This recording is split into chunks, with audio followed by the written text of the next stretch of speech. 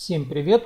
На этом видео я хочу разобрать сайдбар, каким образом оформить меню Википедии. Вы видите слева, допустим, если я сейчас нажимаю на первую строку по филологии, то у нас ссылка ведет именно на заданную страницу. Если я жму на вторую строку, то должна открыться следующая страница. Предположим, мы хотим тут создать на странице, скажем, авторов, да, тут по алфавитному порядку, чтобы они распределились, и в данном случае здесь стихи у нас будут располагаться. Каким образом оформить вот это вот слева меню? Для этого нам нужно сначала нажать на заглавную страницу, и в браузерной строке вместо названия заглавной страницы мы должны вставить MediaWiki Sidebar. После знака равно, вот после этой строки мы проставляем данное сочетание и жмем на Enter.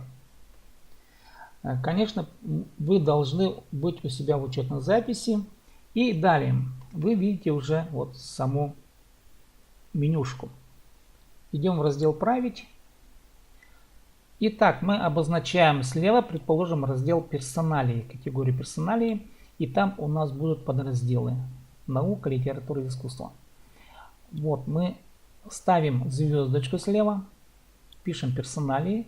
Дальше ставим 2 звездочки. И тут уже ставим ссылку на категорию, допустим, наука.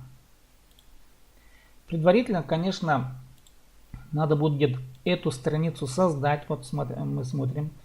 Страница наука у нас создана. Есть такая категория. У нас тут есть определенные авторы. Они будут располагаться в алфавитном порядке. И нажав на эту страницу, мы берем ссылку с браузерной строки. Копируем эту ссылку. И идем в раздел.